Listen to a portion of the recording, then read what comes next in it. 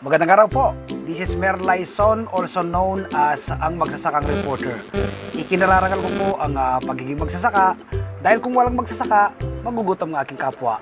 Ikinararangal ko rin po ang pagiging reporter dahil bahagi ako sa pagbibigay ng makabuluhan at makatotohanang impormasyon sa ating mga kababayan. Ang pagtatanim at pagsasaka sa probinsya, dinala ko po hanggang dito sa Metro Manila. Ngayon po ay nagtuturo tayo ng urban gardening in a plastic bottle self-watering plant. Ngayong araw po ito ay maraming nagre-request na gumawa po tayo ng paggawa ng foliar fertilizer. Matapos ko pong ma-feature yung aking kalamansi na maraming bunga at yung aking sili na maraming bunga na ma-harvest ako,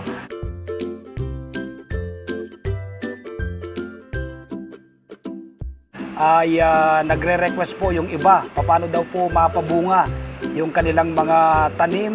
Nagtatanong po sila kung anong pong fertilizer na ating gamit at ang sabi ko ay gumawa sila ng foliar fertilizer.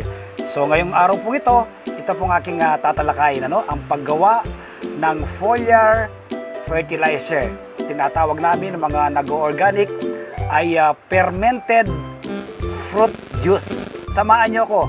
Gagawa po tayo ng FFJ, fermented fruit juice na foliar fertilizer mula po sa mga bunga ng mga halaman.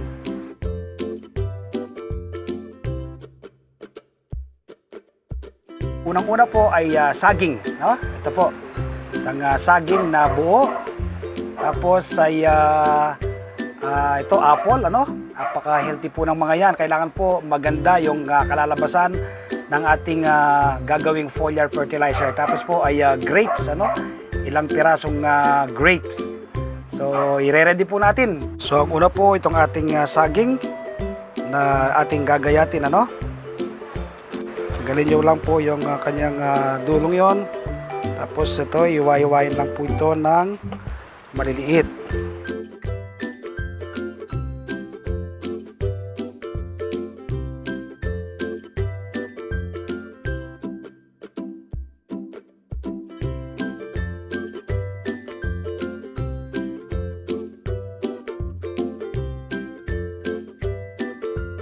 Next po yung apple, hinati ko po yung apple.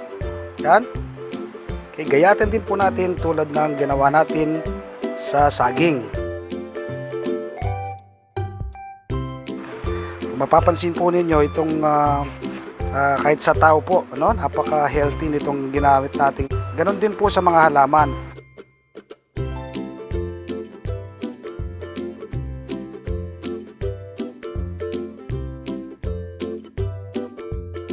Pangatlo ay ito naman pong ating grapes. Ito pong napili kong grapes ay seedless grapes, matamis po ito, para po sigurado na maganda yung pagkakagawa ng ating foliar fertilizer.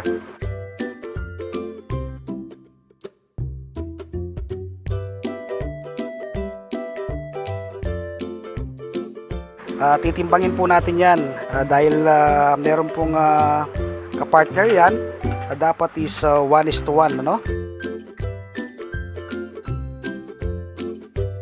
nasa 250 grams, ang kapartner po niyan ay brown sugar. Huwag po yung asukal na puti, ito pong brown ang inyong gamitin.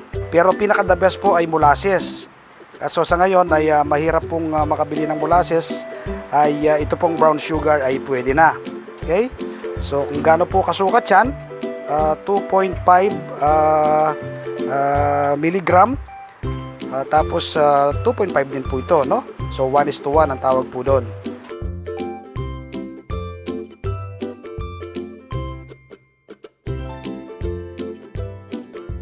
Natin kanina 2.5 yun. So, dapat 2.5 din po ito.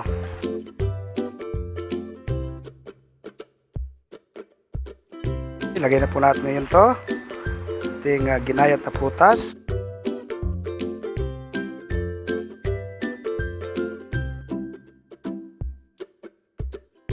po ay paghaluin ng mabuti itong ginawa nating mixture, no?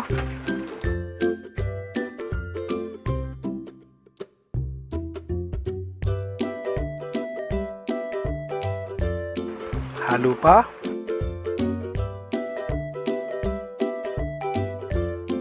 Tapos pong mahalong mabuti, yan po, ano?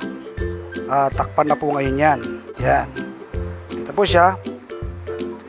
July 1, 2020, FFJ, Fermented Fruit Juice. So ngayon po ay itatabi po natin ngayon dyan sa isang lugar na malilim, ano? Huwag po yung naaarawan siya.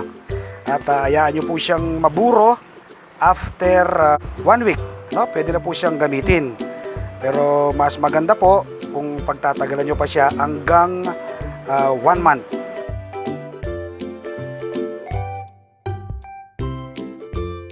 Ginawa po natin to noong July 1. Ngayon po ay July 8 na. Malalaman nyo po kapag binuksan mo yan ay aalimuyak ang bango. Bango. Kapag maganda po yung pagkakagawa, bango ang yung maamoy, ano? Hindi po asim. O kaya po wala pong mga molds na malalaman mong maganda yung pagkakagawa ng iyong fermented fruit juice. Yan po ay isasalin na natin sa isang lalagyan, ano? Para na sa ganon ay pwede na natin siyang gamitin.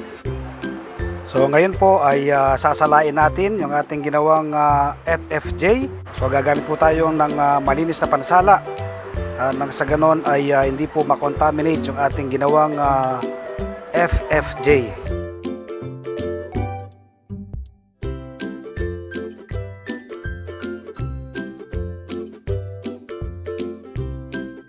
Po yung ating isasalin ngayon sa lalagyan sa isang bote.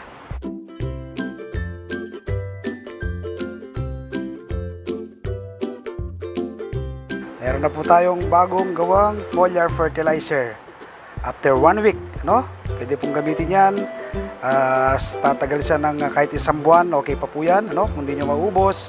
Okay? Yung pong sugar na inalagay natin dyan, o kung molasses ang iyong ginamit, ay siyang magsisilbing pagkain ng mga good microbes, ano? Puro mga 1,000 na good microbes po ngayon ang nandiyan dyan. Kaya pag in-spray natin sa ating mga halaman, ay mamumulaklak at mamumunga, mabubulat ng bunga ng ating mga tanim. So ito na po yung ating bagong gawang foliar fertilizer. Sa lahat po ng uri ng halaman na namumulaklak at namumunga ay pwede po itong gamitin, ano? At maganda pong ipang-spray yan kapag dapit hapon, ano? Mga bandang 4:30, 5:30, ganun po, papalubog ng araw. So kapag sa ganun po, yung mga good microbes, pag in-spray mo ng hapon, magtatagal po yan, ano? Gabi hanggang magdamag, hanggang kinabukasan, nasisikatan ng araw. 28 days, ano? 28 days ay pwede ka nang mag-spray ng foliar fertilizer. Tapos ulitin nyo po dyan, mga 32 days, ganun, after 1 week, spray ka na naman po ng foliar fertilizer. Yung pong lahat ng bulaklak, ano? Mabubuo po lahat. Yung kalamansi po, pwede po yan. O kaya po sa mga talong, ano? Okra, at sa iba pang halaman na namumunga. Okay? Simple lang po. Kaya po, nagawa po ito ng mag-isang reporter. Kayang-kaya nyo rin pong gawin. So ngayon po, actual application po tayo, no? Gagabitin po natin ay 100 ml, ano? Na tubig. Nilagay ko lang po dito sa ating pag-spray, ano? Tapos sa ating FFJ, isang kutsarang FFJ sa 100 ml na tubig. Kahit po sumobra ng konti, okay lang po yan, ano? Tatapon yung iba, no? Tapos po yung iba, dagdagan ko na, gagawin ko ng dalawa, no? Wala naman pong overdose yan kahit na po sumobra, no? Okay.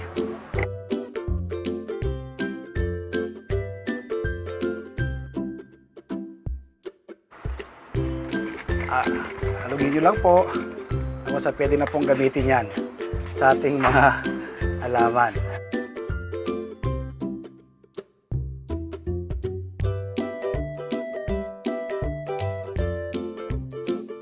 Ginamit muna natin kanina saging, grapes at apple. Pwede rin naman pong ibang prutas, ano? Kung ano pong prutas na meron kayo. Pero mas the best po, hindi nawawala ang saging, no? Lagi nyo pong isama yung saging. Partneran nyo po ng carrots, pwede po, papaya. O kaya po mangga. Yan. Kung ano pong available na meron sa inyong na mabibili kayo. Yan po ang ginagamit na foliar fertilizer ng magsasakang reporter. So sana po nakapag-share ako ng kaalaman, ano? Nakapag-share ako ng impormasyon kaugnay ng paggawa ng fermented fruit juice na kailangan po gamit na gamit sa ating mga halaman. Shoutout po muna sa 4J Farm Texas channel ng pamilyang Martinez na nakabase po sa US, ano. Mag-subscribe po kayo sa kanilang channel dahil pinipicture po nila yung magagandang lugar sa US. Ganon din po kay Monica Sandra Ronda, pampabeauty naman po sa mga mamis at kadalagahan para manatiling sexy at beauty, ano. So mag-subscribe po kayo kay Monica Sandra Ronda. Ganon din po sa Green Hands channel, ano? May mga halaman din po siyang fini-feature sa ibang pamamaraan naman po. Mag-subscribe po kayo sa Green Hands channel. Shoutout din po sa Basketball Chismis PH, no? Ganon din po kay Brian Jimenez sa Zero Vlog, kay Zenaida Martinez ng Silang Cavite at kay Jinky M.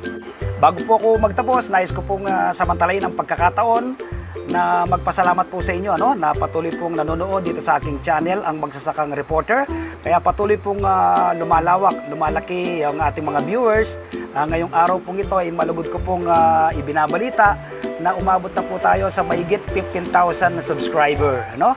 Halos araw-araw po ay 1,000 na subscriber ang nadadagdag sa mga viewers ng Magsasakang Reporter. Kaya mula po sa puso ko, patungo po sa puso ninyo, ano? Puso sa puso. Ako po itaos puso nagpapasalamat sa patuloy na tumatangkilik nanonood sa aking channel na ito. So yung mga hindi pa po nakasubscribe, mag-subscribe na po kayo. Nang sa ganun po ay may matutunan po, kung may matutunan po kayo ng mga pagtatanim na iba't ibang uri ng gulay sa pagitan lang po ng pet bottle, ano? Self-watering plant. So, like and share, click the bell button. Nang sa ganun po kapag may mga bago kong tutorial, ay maimpormahan po kayo. Maraming salamat po. Stay safe. God bless us all.